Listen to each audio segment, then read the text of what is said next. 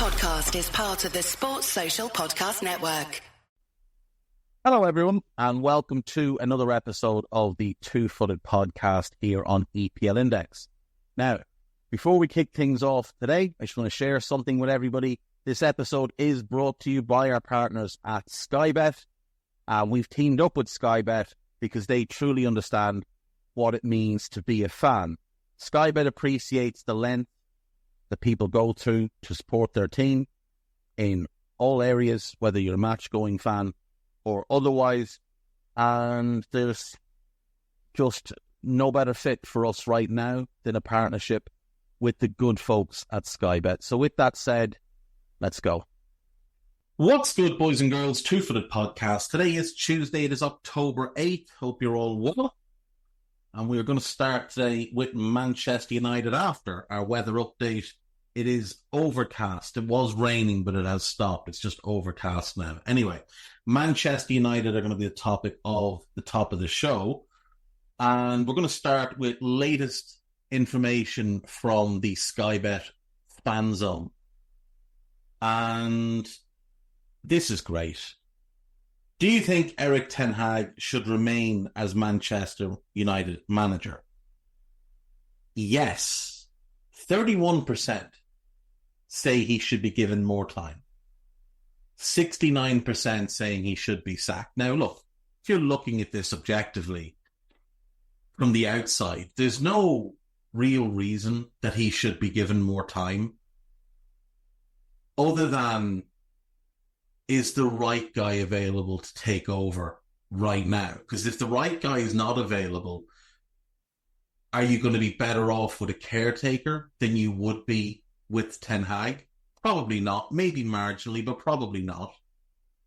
And do you run the risk of a repeat of the Ole Gunnar Solskjaer situation where you bring in someone as a caretaker, they do well in the short term, and the fan base pushes pressure, and that manager is then appointed as the long-term manager, and you're just back in the same cycle? The only real reason to keep Ten Hag for now is that who are you going to get? Who's available right now that you feel can take United forward for the long term? Because it can't just be a short-term appointment. And you have to look at every single factor about each candidate. So with a Thomas Tuchel, who's an outstanding coach, he falls out with everybody. He doesn't stay long-term at clubs. He went to Dortmund, fell out with everybody. He went to PSG, fell out with everybody. He went to Chelsea, he fell out with everybody. He went to Bayern, and he fell out with everybody. That's 4 clubs. Now, Mainz was different, and he did stay at Mainz long-term, but Mainz are a much smaller club where they're maybe more willing to allow the manager to be temperamental, to be a little bit outside the box, because they understand that a manager of Tuchel's talent doesn't come along very often and doesn't come along at a club like Mainz very often. They were very fortunate that they had Klopp and then they had Tuchel, so they were willing to put up with some of the eccentricities. Top clubs with owners who are much wealthier, with staff who are more powerful, with people who are at those clubs for longer, they tend not to be willing to put up with a lot of the nonsense. So who else is out there? Like, who else can you look at and say legitimately, that's a top-class manager that could bring real success to Manchester United? Now, we're going to look at some candidates a little bit later, thanks to a piece in The Athletic today. What do you think is to blame for Manchester United's poor start to the season? So, the options here are player mentality, the manager, player effort, how the club is run, poor transfer windows, and player quality. And this was a multiple choice vote, so people could vote for more than one. So 58% said player mentality. I'm not sure how that's not higher.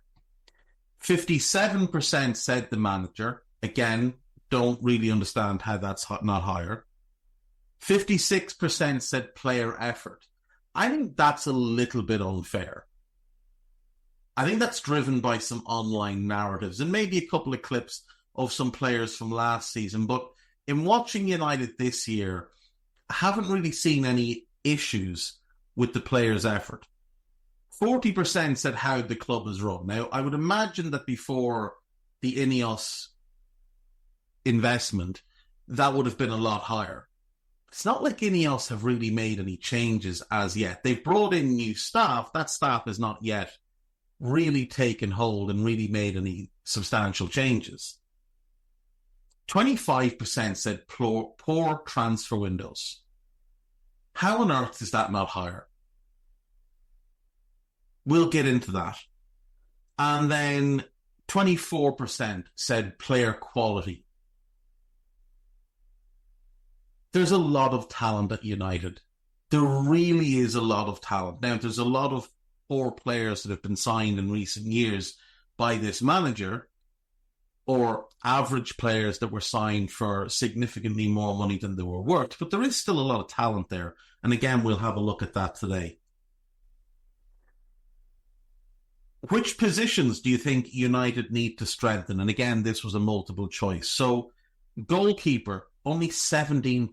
83% of people who were polled on this were happy with Andre Onana as the club's goalkeeper. I don't understand how anybody could be happy with him as your goalkeeper. 23% said centre-back. That's a damning indictment given how much money they've spent on centre-backs. Admittedly, Euro is yet to play. 26% said left-back. I don't know how that's not 100%. I genuinely don't. Luke Shaw never plays. He's always hurt. And Malashi is always hurt. Now, if you want to say, oh yeah, but Dalot is good. Yeah, he is. Diogo Dalot is really good. He's a right back. He's playing out of position. 42% said defensive midfield. He just spent 50 million on Manuel Ugarte after spending 60 million on Casemiro 2 years earlier. It's 110 million on defensive midfielders. And 42% of people said you need a new defensive midfielder.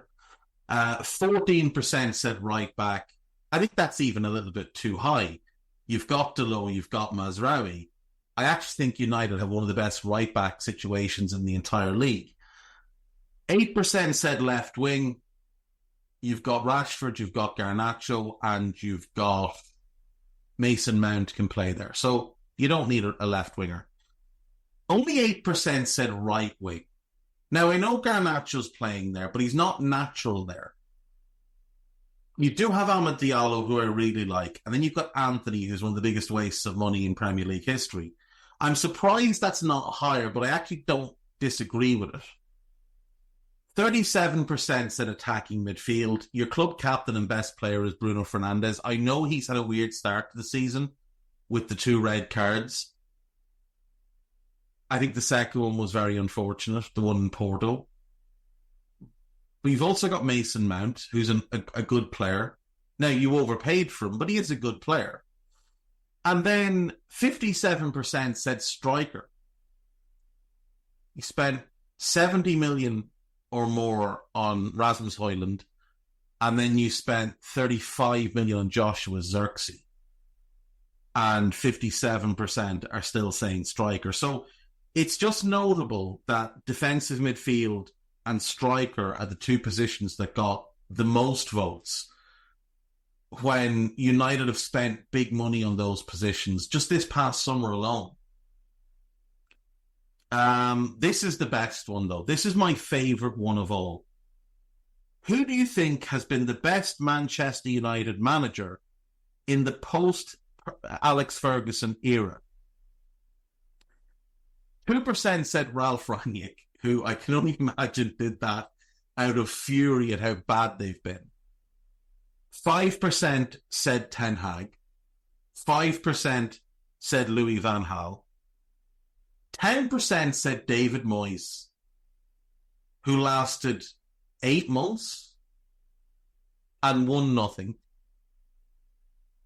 32% said Mourinho, which I think is fair. He won a Europa League, a League Cup, and finished second. That's not bad. It's not bad. Given everything else, it's not bad.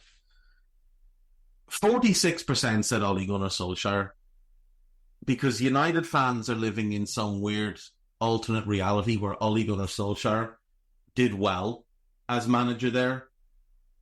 Like, I really do struggle with this. Let's just go season by season again on United and just recap how things have gone. So 13-14 is the first year under Alex Ferguson, and David Moyes is the manager. David Moyes had obviously been at Everton for a long time.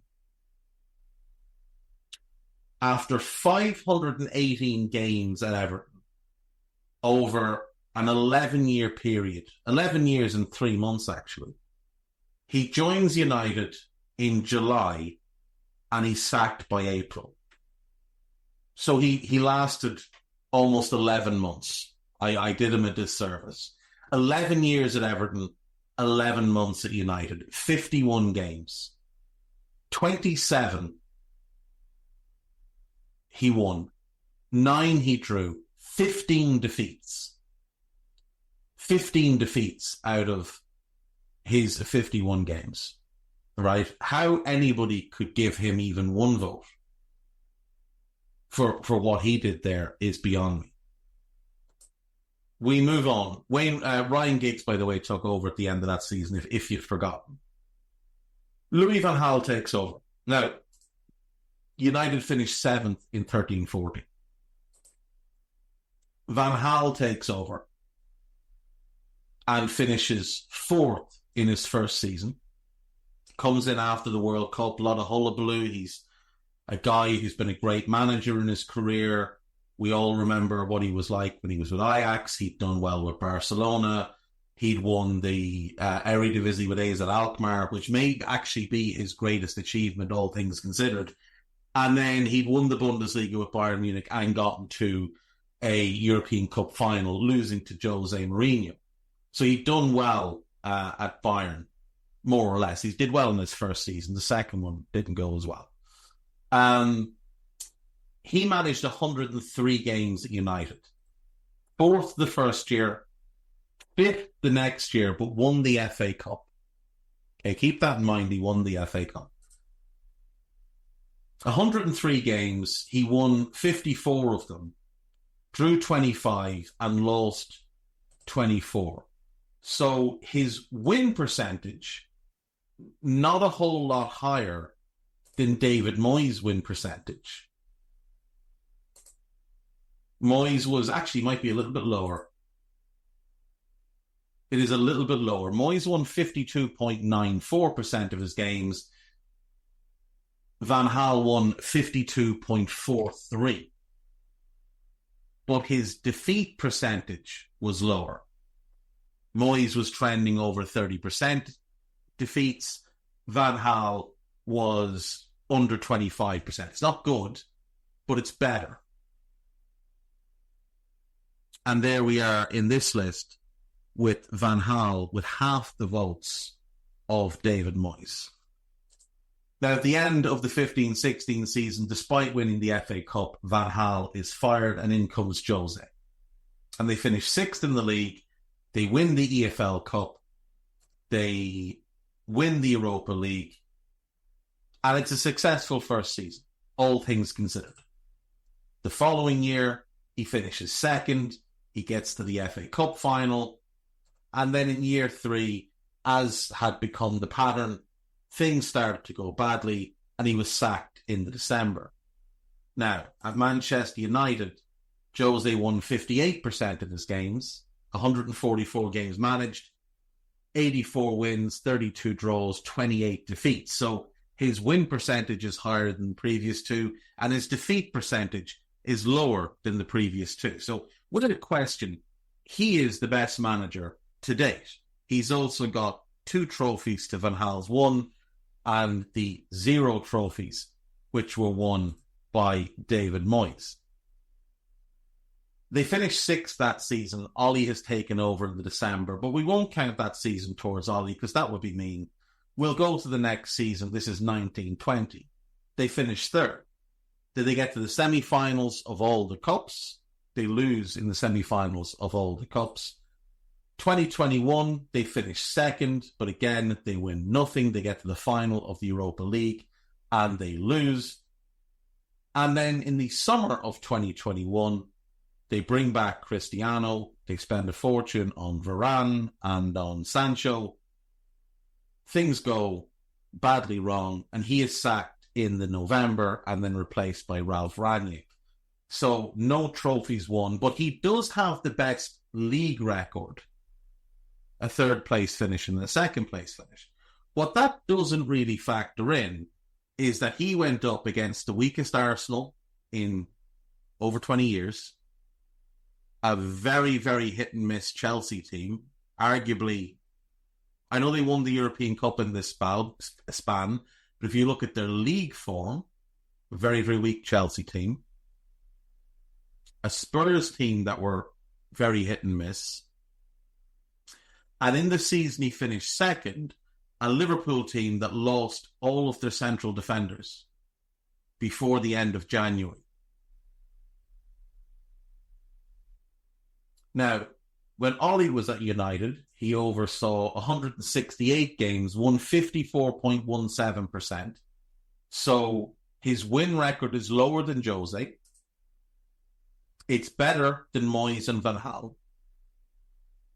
His loss record is worse than Jose. It's around the same as Van Gaal. It's better than Moyes. Ultimately, he won nothing. And then obviously replaced by Ralph Rangnick. Rangnick oversaw half a season, 29 games, 11 wins, 10 draws, 8 defeats. His loss record is worse than Ollie, worse than Jose, worse than Van Gaal, not as bad as Moyes, but his win record is 37.93%, which is worse than all of them. Statistically, he is the worst Manchester United manager since Ferguson, inclusive of Moyes. And then we have Erik Ten Hag. Takes over in the summer of 2022, finishes 3rd, fair play, finishes 3rd, wins the EFL Cup, and then last season wins the FA Cup but finishes in 8th position. Now, that 8th place finish is their worst finish in the entire Premier League era, but he has won 2 cups. His record is 125 games, 69 wins, 22 draws, 34 defeats. So his defeat record is in and around Van Gaal and Ollie. His win record is just behind Jose. And he's won 2 cups like Jose. His best league finish is a 3rd place finish. Jose's is 2nd. His worst league finish is 8th. Jose's was 6th. Jose didn't finish out the 3rd season, so I'm not going to count that against him. As I wouldn't count this season against Ten Hag if it ended now, but remember they are in the bottom half. I think you have to be at least open to the idea that Ten Hag is second to Jose since Ferguson, because he's delivered 2 cups and he did deliver a 3rd place finish, however fortunate you might view that. Ollie, 2nd and 3rd, if you're impressed by that, then fair enough. But realistically, nobody ever thought United were going to win the league under any of these managers.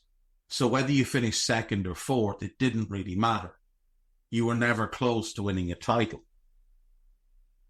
Again, if we look at the league table and how these things have gone for them since Alex Ferguson left, when, remember, they won the league in 12-13. Ferguson's 13th league title, he left as champion. 11 points clear of Man City. The following season, they finished down in 7th. They're 22 points off top. The following season then, under Louis van Gaal, they finished 4th and they're 17 points off top. 15-16, it's the 5th place finish, and they are 15 points off top. So even though they drop back, they do finish closer to the top. That's their best finish in relation to the title winner thus far. 16-17 with Jose, 6th place finish, 24 points off top. Conte wins the league at a canter with Chelsea that year. 24 points is now their worst gap from top, though 6th place is better than the 8th or the 7th that they'd finished in. 17-18, this is the year they finished 2nd. They finished 19 points off top. 19 points off top. 18-19, they finish in 6th. They're 32 points off top. 19-20, this is the year with Ollie where they finish in 3rd. They're 33 points off the top of the table. 2021, they finish 2nd. They're 12 points off top. That's by far their best gap to top. 12 points. 21-22, you're in 6th. You're 35 points off top. Catastrophic compared to the previous season. 22-23, this is the first year of Ten Hag. This is a 3rd place finish, and you're 14 points off top. It's your 2nd closest finish. And then last season, obviously, they finish in 8th. They finish 31 points off top. Now, as things stand this season thus far, they are already 10 points off top. So you're looking at a club that won 13 league titles in the first 21 seasons of the Premier League and hasn't gotten within 12 points of the title since. And that season where they did get to within 12 points of the top, their goal difference, they were 22 goals worse off than Man City as well. So you're really looking at needing 13 more points. All of this is to say that I don't think you can really judge who United's best manager has been in the post-Ferguson era based on league finishes. Because ultimately you're not getting anywhere close to the title. The year that they finished 12 points behind and 22 goals worse off is the COVID season with no fans in the stands. And with City breezing to the title and in no need to put in the extra effort to get anywhere close to the 90-point marker that we know they were capable of. Liverpool had fallen off. Chelsea were not very good. Leicester, West Ham, I mean, these are not title contending teams. Once Liverpool fell off, there was nobody else really. You sort of fell into that 2nd place finish. But if we look at Man City and just how easy they found it, like, we know City are historically great finishing seasons. And yet, that year, they could lose 3 of their last 7 games and still finish 12 points clear. City breezed to the title that year. Absolutely breezed to it. So, I don't put any stock in that league finish. I don't put any stock in any of their league finishes. You have to look at the trophies won. And ultimately, it has to come down to Jose or Ten Hag, because both of them won 2 trophies. Now, Jose won his in the same year. Ten Hag won in each year. But I don't think you could argue that Ten Hag has done better in the transfer market. I don't think you could argue that Jose had the same level of backing. He did spend a lot of money, not suggesting he didn't. He spent a whole load of money, but not to the level that Ten Hag has done. Not like this. I don't think you can argue. Jose Mourinho has been the best manager of Manchester United since Alex Ferguson. And we'll take United up again after the break. Right, welcome back. So we're just going to stick with United because it's just fun to really talk about them. There's quite a lot to dig into. A lot of it's stuff I've covered before, but no harm in revisiting. So the transfer market stuff, I was very surprised how few people highlighted it as one of the primary issues for why United are where they are. So let's travel back and have a look at how United have acted in the transfer market since Alex Ferguson left. So the first year, under Moyes, they sign Marouane Fellaini as their big summer signing. Now, Moyes comes in on July 1st. They don't sign Fellaini until deadline day, the 2nd of September. So what did they spend the entirety of July and August doing? Because it can't just have been working on this deal. In January, they sign Juan Mata. They also signed Guillermo Varela and Sadi Janko. And Sadi Janko is currently playing for Young Boys in Switzerland, and Varela is playing for Flamengo in Brazil. Neither of them had any success at United. Quite clearly, neither did Fellaini. And while I adore Juan Mata and he had some really good games for United, nobody could pretend he was a successful signing. So if we only focus on players that cost real money, whether that be in terms of fee or in terms of wages, and let's see how they've done. I would say that's 0 for 2 in 13-14. I don't think you could make a real case that either of those players were a success at Manchester United, Fellaini or Juan Mata. A lot of people admire Juan Mata. I don't think anybody could claim he was a successful signing for United. Let's move on then to 14-15. So Ander Herrera comes in. I think he did well. I think he did well at Manchester United. Luke Shaw comes in. Now, I wouldn't class him as a flop. I certainly don't think, though, you could class him as a success. United paid £37 million for him a decade ago at 19. I don't think you can class him as a success. He's played 30 or more league games twice. These are his Premier League appearances by year.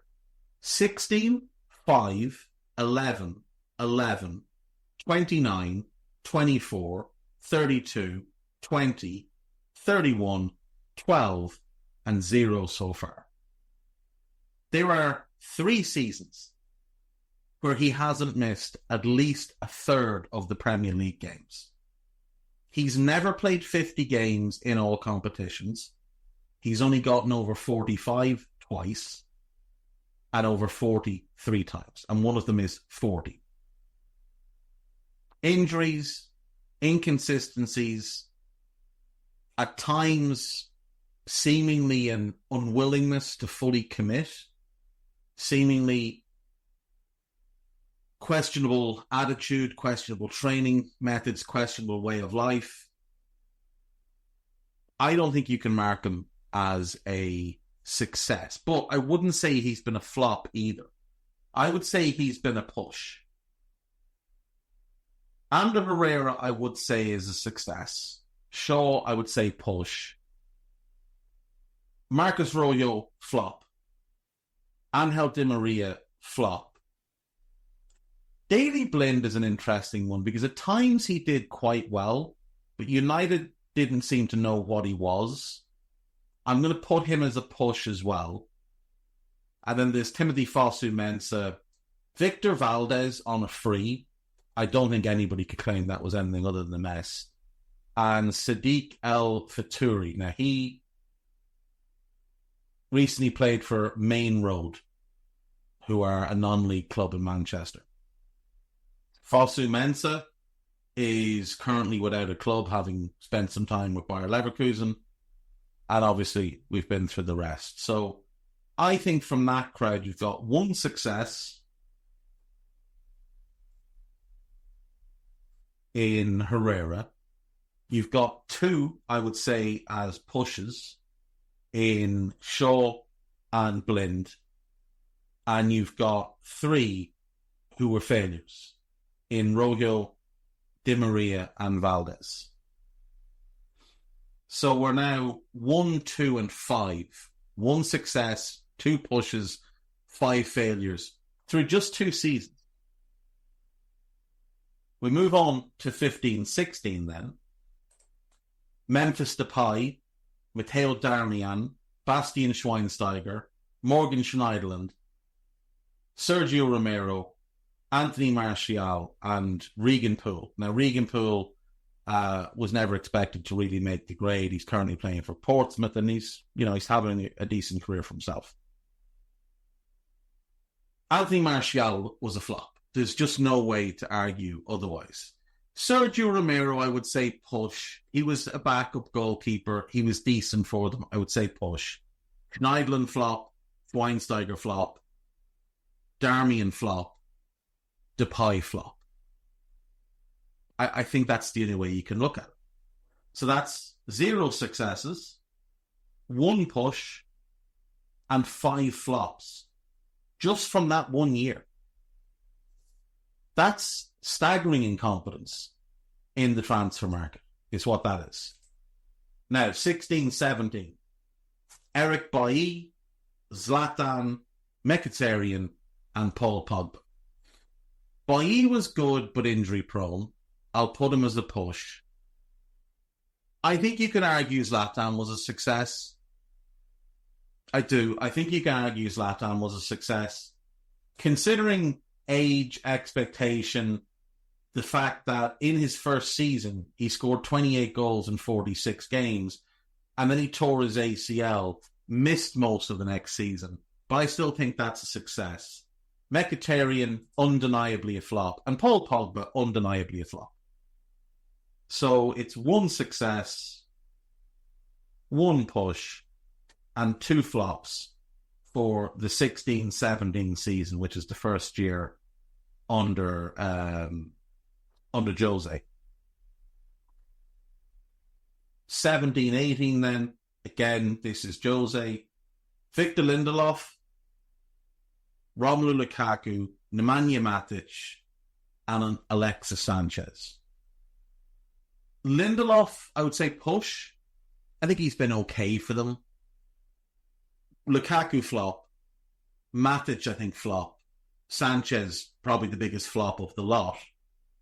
I think that's fair. I think 1 success and 3 flops.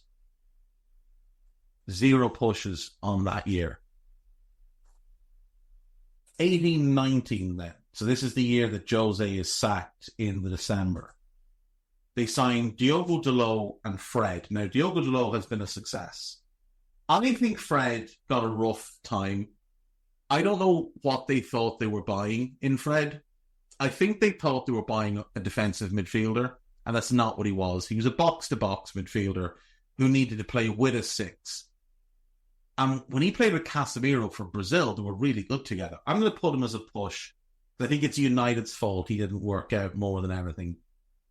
So no flops that year, which is a refreshing change. We're through 6 seasons. There's been 4 successes, 5 pushes, and 15 flops. We move on to 1920. This is Ollie in charge. Dan James, Aaron Wan-Bissaka, Harry Maguire, Bruno Fernandes. We're not going to count Nathan Bishop. Dan James, they made big profit on him. I'm going to put him as a push. Wan-Bissaka was a flop. Maguire was a flop. Bruno has been really good.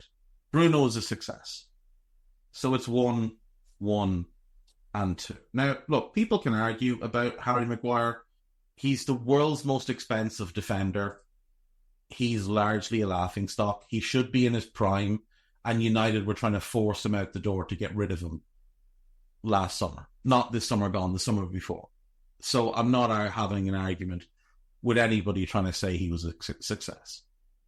2021, Donny van de Beek, Alex Telles, Edinson Cavani, Facundo Pellistri, and Ahmed Diallo. Diallo, I would say right now, is in the push category. Pellistri, I think it has to go down as a flop.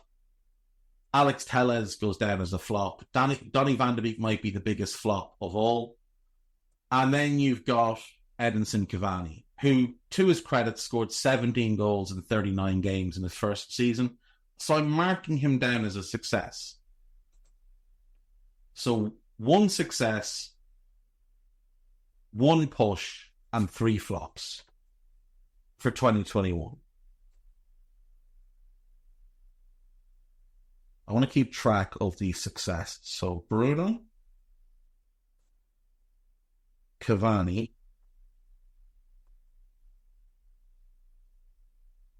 Herrera, Zlatan, Delo, and there's one other. And who am I missing?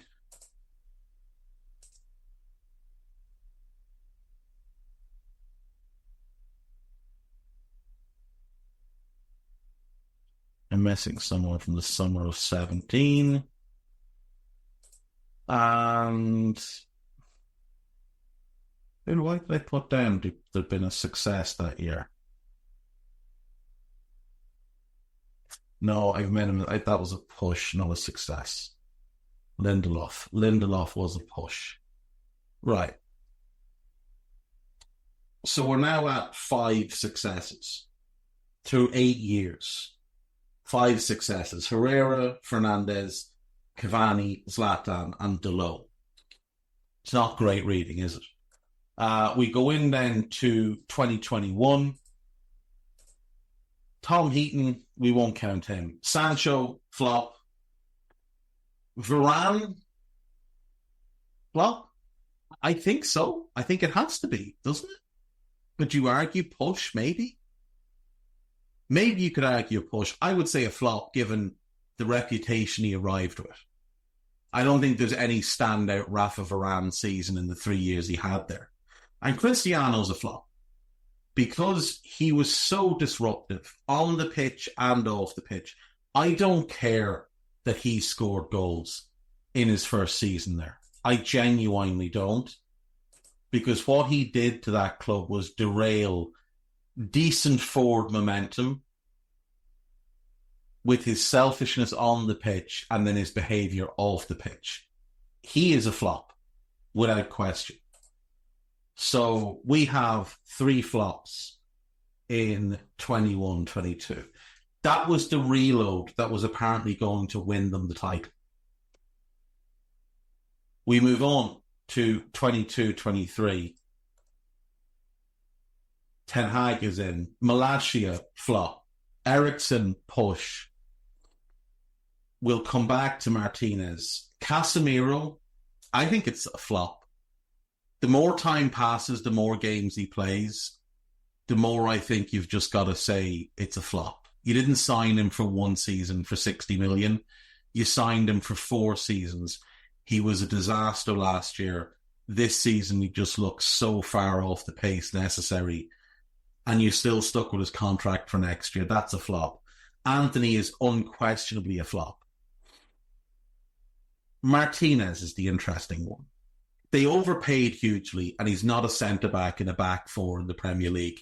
No matter how much people try and convince you otherwise, he's too small, he's too aggressive, his positional sense is atrocious, and he's not good enough 1v1 to make up for it. Now, he does offer some nice things on the ball, but they don't make up for the defensive issues.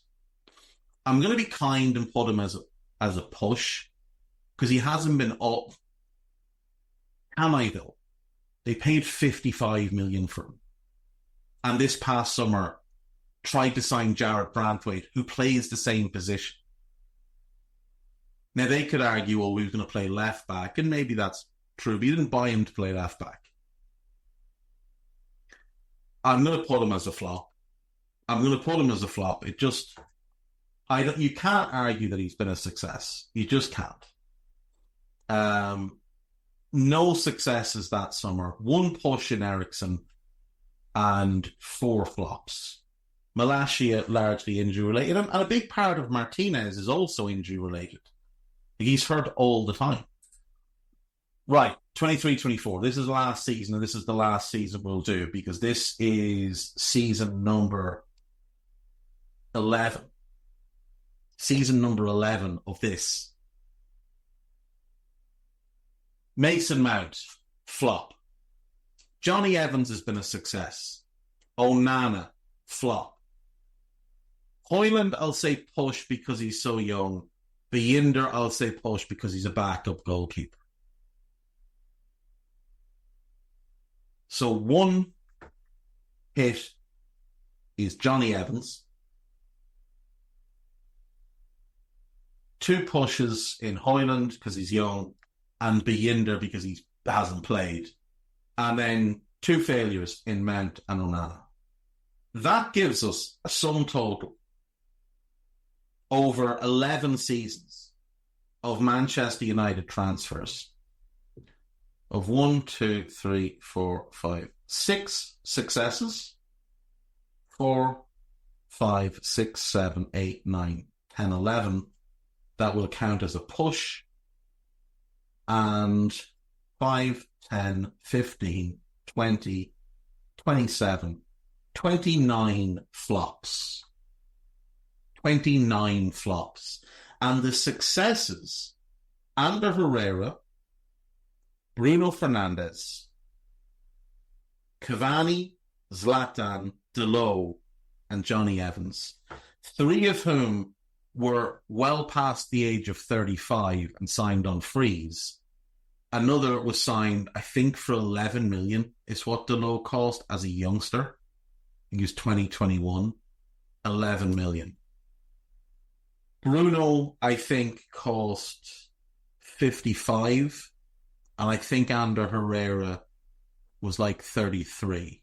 So realistically, those 6 players come in at a cost of about 100 million. They've spent over £1 billion. Over £1 billion since Ferguson left. And about 100 million of it could be tagged as money well spent. Their wage bills are astronomical, and a fraction of it could be tagged as money well spent. Of 46 signings made, not counting kids, not counting, old, like Tom Huddleston or Lee Grant who were brought in, or Tom Heaton, not counting players like that who were brought in to never play. 46 signings, 29 of them are failed. 29. That is staggering incompetence. I'll be back after the break. We'll look through the Athletics article on potential replacements. Right, welcome back. So, last part of today's Two-Footed podcast, we're going to look at the alternatives that the Athletic have put forward to replace Erik Ten Hag.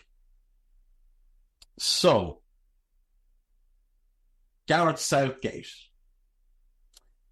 Look, he obviously did a decent job with England. They got to the latter stages of multiple competitions, got to multiple finals, and lost each time the real pressure was on.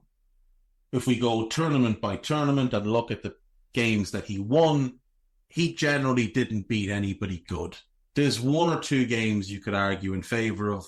There's one or two clearly good teams that he beat. The vast majority of the time that England came up against a good team at a tournament under Gareth Southgate, they lost. International football has no bearing on club football. The only thing we can judge Gareth Southgate on for suitability at the United job is his time with Middlesbrough, where he managed 151 games, won 54, drew 43, won 45, drew 43, and lost 63. A 29.8% win record and a relegation. Now, you could point to his tenure with England and point to how well he did at harmonising the squad and bringing them together and creating a good culture. And all of that is fine until you factor in all those players are only there for one thing. And those players are not there looking at the guy next to them and thinking, how much do you earn? What's your contract? What's my next contract? All of those players speak the same language. It makes it much easier to bond a group of people when they speak a common language, when they've got common backgrounds, when they're from the same place. So not much of it really will translate. There. I think it would be a poor appointment. I just don't see any real merit to the idea of appointing Gareth Southgate. The next manager mentioned here is Kieran McKenna, an exceptional young manager. 2.5 years of experience is all he has, though. He's had a meteoric rise with Ipswich, but he's very young, he's very inexperienced, and I don't know how he would cope with the pressure that comes with being United manager. David Moyes, Jose Mourinho and Ole Gunnar Solskjaer all aged about a decade in their tenures of that club. If you just look at their faces, they aged drastically because of the pressure of that club. Now, McKenna could be the one that you bring him in, you put a strong structure around him, and you shield him from the noise. And you ignore any and all criticism, condemnation of it, if results start poorly, if things aren't going well within 12 months. You ignore all of that and you put faith in the long term. United don't seem like a club set up to do that. They have appointed good people. They've brought in Jason Wilcox. They've brought in Dan Ashford. These are people that are highly rated. These are not people that have worked in this type of pressure situation. Wilcox was working in the academy at City, went to Southampton, was only the director of football at Southampton for a brief spell before joining United. Ashworth was at West Brom, then he was with England, then he was with Newcastle, but Eddie Howe was the kind of the public face of everything there, and now he's at United. And his role, I believe, is going to be stepped back from everything anyway. Roberto De Zerbi, he's just gone to Marseille. He's not a real option. Thomas Frank. I like Thomas Frank in that he gets a lot out of his players and he gets buy-in from his players. I do wonder how he translates to a different club, though. I do wonder how much of how things have gone at Brentford is the fact that he was there in the Championship. He built them up and brought them to the Premier League. If you look at their recent track record of signings since coming up, it hasn't been great. Not counting the players signed this past summer, the only one you could really look at that they've spent real money on since coming up that's been a success is Johan Wissa. The rest have been a lot of pushes, quite a few failures. So I don't know how well he assimilates new players into a team. And I just don't know how his ideas translate at the top level. Marco Silva, I think he's done an immense job at Fulham. But again, I don't know how well he translates. I don't know if the mindset is there to move to a top club, to not be the underdog, to not have it being acceptable to park the bus, to play long, to be overly physical, to play a certain brand of football, which I quite enjoy, but I'm not sure fans at United would enjoy. They didn't enjoy when Jose was there and the style of football that he often played, as an example. Zinedine Zidane. Zidane is not a builder that we know of. Zidane is kind of in the same vein as Carlo Ancelotti, where you bring him in when you have a team that's almost ready to win, and he makes the final tweaks and pushes them over the line and wins and wins and wins. What Zidane is brilliant at is managing ego, is controlling the dressing room, controlling the squad. I think tactically he's underrated. I think he is actually quite a good tactician. But his man management is where he excels. Now, much of that is because he's Zinedine Zidane. And the players idolise him. And they grew up watching him. One of the issues here is that nowadays, players, the younger generation, didn't grow up watching him. They know him from YouTube, but they didn't watch Zidane play. He retired in 2006. So realistically, unless that player was born 98 or before, they didn't see Zidane play in any meaningful way where they could understand what they were witnessing, the greatness of what they're witnessing. His name will still carry a ton of weight. I just don't see Zidane as a builder. I don't see him as someone that can come in and lift a squad from the mid-table and propel them. I could be wrong, but we don't have evidence of him doing it. And you know what? That's what United need. Allegri. Allegri's a winner. He has, I believe, 5 Serie A titles to his name. I want to say 4 with Juve the first time and 1 with Milan. Max Allegri. He, over the years, has changed his style of play or how his teams play. I've sold him quite short here. He has 6 league titles. He won 5 with Juve. He won 5 in a row, then he left.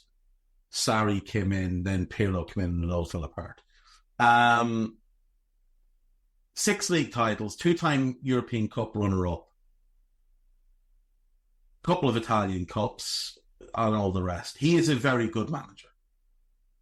But he's also quite a negative manager. And some of the football that Juventus have played over the last couple of years has bordered on offensive. He hasn't developed young players well. He hasn't shown any inclination to want to develop young players. He prefers to play older players, win now players, and that, again, is not what United need. There's no doubting he's a good manager. But I don't know how good his English is. I don't know how he'd adapt to the Premier League. And you may well find yourself in a position where you've hired another Jose Mourinho, but one that doesn't have the same charisma and charm and credit in the Premier League. One that doesn't come with the reputation of Jose as a 2-time European Cup winning manager, as a guy who won league titles with Porto and Chelsea and Inter and Real and Chelsea again before he got to you. Now, he has won titles with 2 different clubs, but it's in one league. Jose's been all over and won league titles. I don't think he comes with the same gravitas as Jose. And I think any kind of inconsistent form, any kind of negative football will not be given the same leeway as it was when Jose was in charge. Ole Gunnar Solskjaer, it's just a flat no for any serious club. It's as simple as that. It's a flat no. I'm not sure why Wayne Rooney is mentioned here. That would be a flat no. Carrick is an interesting one in that I've been impressed with the football I've seen at Middlesbrough. He had a really good first season, not as good last year. This season's been a bit of a mixed bag. I think it's too early, and I think it's much too big of a jump for Carrick, but I do quite like Carrick. I think Carrick as an assistant at United would be interesting. Ruud van Nistelrooy, he's got one season. It went okay. He won a couple of cups with PSV. He quit before the end of the season. There was no real explanation given. It's all very strange. He's not experienced enough. I would say that would be a no. Brest's Eric Roy is mentioned here now. He has done a great job since taking over. Obviously took them into the Champions League. He's had a weird career though. So he retires from playing in 2004. He becomes Nice manager in 2010, having previously worked as a marketing director for them, a few different things.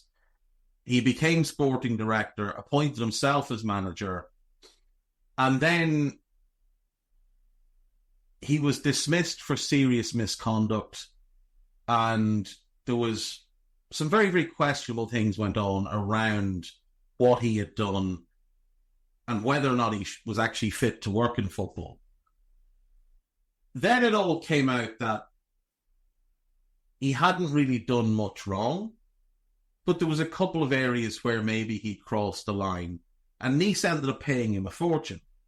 He joined Lens as a sporting director. He stayed there for 2 years. Then he went to Watford and was sporting director, which is thought to be a chaotic experience, which means he's used to working in bizarre circumstances. And then he took over at Brest in January of 2023, when he had been out of football in terms of being a manager for 11 years, basically, 9 on 11 years. But he's done brilliantly there.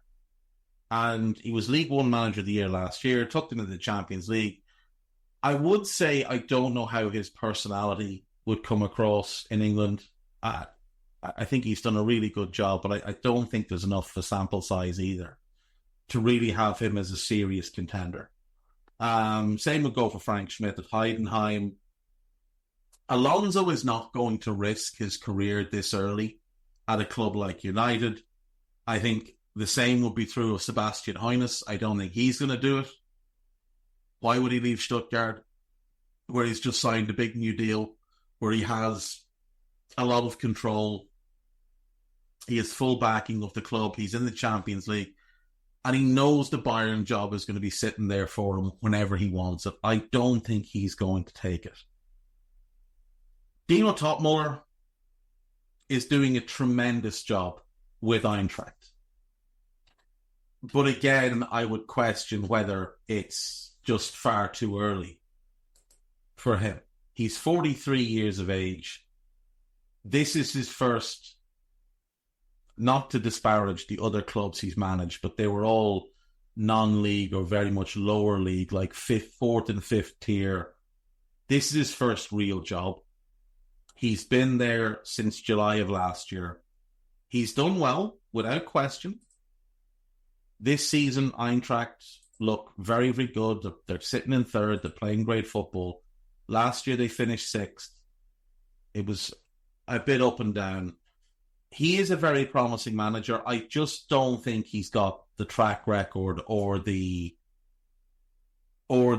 tenure to take on a job like United. He did work at Bayern under Nagelsmann. He was Nagelsmann's assistant at Leipzig and at Bayern. So he's been at big clubs. I just don't think he's ready for a club like United. Yeah. And then we find ourselves back with Thomas Tuchel. Again, I just don't see it as a long-term fit. Peter Bosz is mentioned here, Gianpiero Gasparini. I think culturally he just doesn't fit at United at all. The football would be good.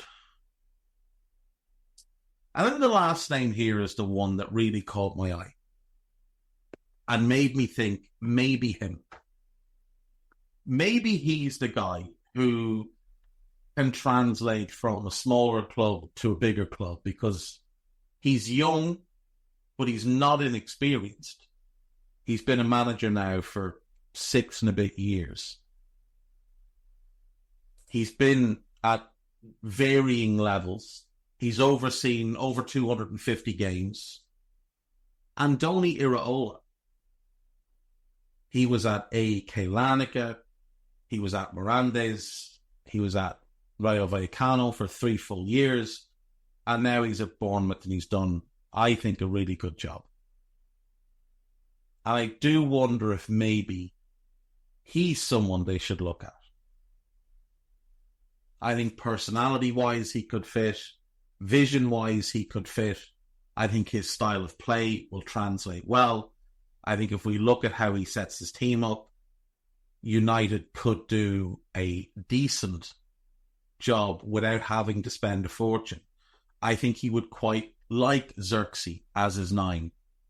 Højlund is a more awkward fit, but Xerxes playing like Solanke did last year, I think that works. Bruno as the 10, Rashford right, Diallo or Garnacho. Sorry, Rashford left, Diallo or Garnacho on the right. Ideally, I think Diallo and then Garnacho sort of as the backup on both sides, so you keep all 3 fresh. Ugarte and Mainu in midfield, I don't think is a pairing that works though. And I think that's a problem they're going to come up with regardless of who the manager is. I think if you want to play both of them in midfield, you've got to buy someone that can sit between them, like an Adam Wharton, and act as the fulcrum of your team, and then send them to search and destroy off the ball. And in terms of on ball, you just tell Ugarte, just make runs. Make runs and get in the box and see if you can get on the end of things. And Mainu, you're the link man. You're the one that's going to get it, give it, go again, pick it up, carry it. Not play outside the box, but play within your own abilities. I think you'd have to go 4-3-3 if you want those two in the midfield. But I'm not married to Mainu as a starter because I don't think he's quite there yet. I think he's become drastically overrated because of the hype. Because United were so bad last year that they wanted anything to cling to. And unfortunately for Kobbie Mainu, it was him. So I think one in midfield with Ugarte, I think you're set. At the back, got really good right backs and they fit. He's more than comfortable playing young centre-backs, so Yoro is a starter. You need a centre-back, you need a left-back, and I would say you need a goalkeeper, but he might be fine to go with Onana for a while. But 3 players gets them right under him, and I think that would be, for the long term, not saying you get them the 3 players and immediately they become title contenders, but they become a functioning team. They become a team that's contending to be in the top 4 every year or nailed on to be in the top 4 every year after that. And then they build and they build and they build and they get to a situation where now all of a sudden, when the season starts, you look at the teams and you think United are going to be a force this year. Irola's had 2 years there and they've gotten better each year. This year might be the year. And if it's not this year, maybe next year. I think Iraola for United could be a better version of what Arteta has been for Arsenal. And I think if they're going to appoint someone young with a view to the future, I think he would make a lot of sense. This is why I think they should keep Ten Hag till the end of the year. I think you can go to Bournemouth in the back half of the season once they get safe and you can start to negotiate with them for this manager and have that deal done by maybe March. And then you can start to really focus in on what do we need to do in the summer? What positions is he going to want? What type of players is he going to want?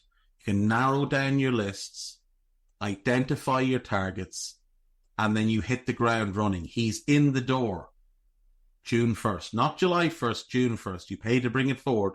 He's in the door June 1st. Ten Hag is gone. And now your new era really begins.